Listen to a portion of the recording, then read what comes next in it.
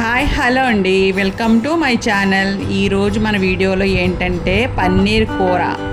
ఈ కూర చాలా టేస్టీగా ఉంటుంది నేను చెప్పినట్టుగా చేసుకుంటే. ఈ కూర ఎలా సింపుల్గా చాలా టేస్టీగా ఎలా చేసుకోవాలో ఈ వీడియోలో చూపిస్తాను, చూసేయండి. ఫస్ట్ పావు కేజీ పన్నీర్ తీసుకొని చిన్న ముక్కలు కట్ చేసుకోవాలి. పెద్ద ముక్కల్లా కాకుండా చిన్న ముక్కలు కట్ చేసుకుంటే ఈ కూర చాలా టేస్టీగా ఉంటుంది. చూడండి, నేను చూపించినట్టుగా ఇలా కట్ చేసుకోవాలి.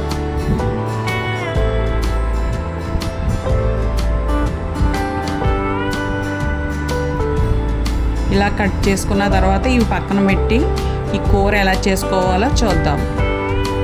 ఫస్ట్ స్టవ్ వెలిగించుకొని పెనం పెట్టుకుని ఆయిల్ వేసుకోవాలి. ఆయిల్ వేసుకున్న తర్వాత కొద్దిగా సాల్ట్ వేసుకోవాలి. సాల్ట్ వేసుకోవడం వలన ఈ ముక్కలు అంటుకోకుండా సింపుల్గా విడివిడిగా వస్తాయన్నమాట, అంటుకోకుండా. తర్వాత మనం కట్ చేసి పెట్టుకున్న పన్నీర్ ముక్కలు వేసుకుని తర్వాత కొద్దిగా కారం వేసుకోవాలి. ఈ సాల్టు కారం వేయడం వలన ఈ పన్నీర్ ముక్కలు చప్పగా లేకుండా చాలా రుచిగా ఉంటాయన్నమాట. ఇలాగా కొద్దిసేపు కాలనిచ్చిన తర్వాత మెల్లమెల్లగా కదుపుకుంటూ వేపుకోవాలి. ముక్కలు వేసిన వెంటనే కలిపెత్తే విడిపోతుంది అనమాట, గుండ కింద అయిపోద్ది. చూడండి, ఇలాగ వేగిన తర్వాత ఒక గిన్నెలోకి తీసుకుందాం. తర్వాత అదే పెనంలో ఒక 5 ఉల్లిపాయలు చిన్న ముక్కలు కట్ చేసుకుని వేసుకోవాలి. వేసుకుని బాగా కలుపుకోవాలి.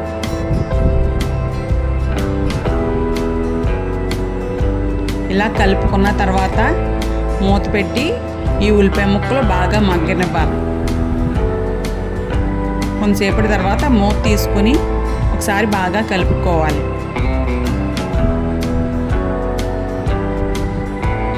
చూడండి, ఇలా మగ్గిన తర్వాత కొద్దిగా అల్లం వెల్లుల్లిపాయ పేస్టు వేసుకోవాలి. వేసుకుని బాగా వేపుకోవాలి. అల్లం వెల్లుల్లిపాయ పేస్టు వేగేలోపు ఒక 10 జీడిపప్పులు పేస్ట్ చేసుకుని పక్కన పెట్టుకోవాలి. తర్వాత ఈ అల్లం వెల్లుల్లిపాయ పేస్ట్ వేగిన తర్వాత ఒక 4 టమాటాలు చిన్న ముక్కలు కట్ చేసుకుని వేసుకోవాలి. వేసుకుని బాగా కలుపుకొని మూత పెట్టి ఈ టమాటా ముక్కలు ఉల్లిపాయ ముక్కలు బాగా మగ్గే వరకు ఉంచుకోవాలి, మంట స్లోలో పెట్టుకుని. కొంతసేపటి తర్వాత మూత తీసుకుని ఈ టమాటా ముక్కలు మగ్గేలేదో చూసుకోవాలి. చూడండి, ఇలా మగ్గిన తర్వాత ఒక 4 పచ్చిమిరపకాయలు పొడవుగా కట్ చేసుకుని వేసుకోవాలి. వేసుకొని బాగా కలుపుకోవాలి. తర్వాత ఇందో మసాలాలు వేసుకుందాం. మీ టేస్ట్ తగ్గట్టు కారం ఒక 2 స్పూన్లు వేసుకోవాలి. తర్వాత ఒక స్పూన్ సాల్టు, ఒక స్పూన్ ధనియాల పొడి, ఒక స్పూను గరం మసాలా వేసుకుని బాగా వేపుకోవాలి.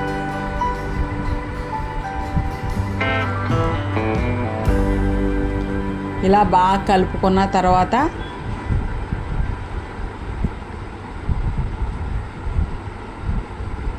మనం జీడిపప్పు పేస్ట్ వేసుకుని పక్కన పెట్టాం కదా, అది వేసుకోవాలి.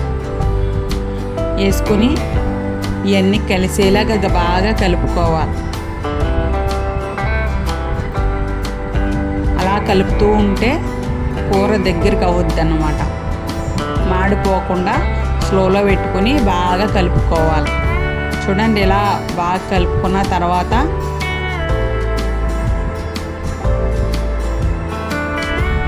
ఒక గ్లాస్ నీళ్ళు వేసుకోవాలి. ఎక్కువ వేసుకోకూడదు. ఒక చిన్న గ్లాస్ అయితే 2 గ్లాసులు, పెద్ద గ్లాస్ అయితే 1 గ్లాస్తో నీళ్ళు తీసుకుని వేసుకోవాలి. ఇలా కలుపుతూ ఉంటేనే కూర దగ్గరికి అయిపోతూ చిక్కబడిపోతూ ఉంటుంది. అందుకే 1 గ్లాస్ వేసుకోవాలి. వేసుకుని బాగా కలపాలి. ఇందో సాల్టు కారం మసాలాలు సరిపోయలేదో చూసుకోవాలి. ఇక్కడ కారం సరిపోలేదు, 1 స్పూన్ వేసాను అన్నమాట. ఈ పన్నీరు తీయగా ఉంటుంది కాబట్టి కారం కొంచెం ఎక్కువ పడుతుంది, చూసుకుని వేసుకోండి మీరు. కారం వేసుకున్న తర్వాత శుభ్రంగా బాగా కలుపుకొని మనం పక్కన పెట్టాం కదా పన్నీర్ ముక్కలు వేసుకోవాలి. వేసుకొని బాగా కలుపుకోవాలి. మళ్ళీ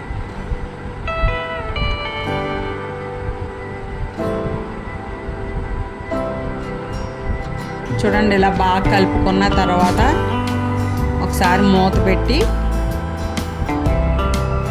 కూర దగ్గరికి పడే వరకు ఉంచుకోవాలి. అంతే, కొంతసేపు తర్వాత మూత తీసుకోవాలి. కూర దగ్గరికి ఉంది లేదు చూసుకోవాలి. కూర రెడీ అయిపోయింది. స్టవ్ ఆఫ్ చేసుకోవాలి. అంతేనండి, ఎంతో సింపుల్గా చాలా టేస్టీగా ఉండే పన్నీర్ కూర రెడీ. ఒకసారి నేను చెప్పినట్టుగా మీరు ట్రై చేయండి, చాలా చాలా టేస్టీగా ఉంటుంది. ఇలాంటి వీడియోల కోసం మా ఛానల్ సబ్స్క్రైబ్ చేయండి.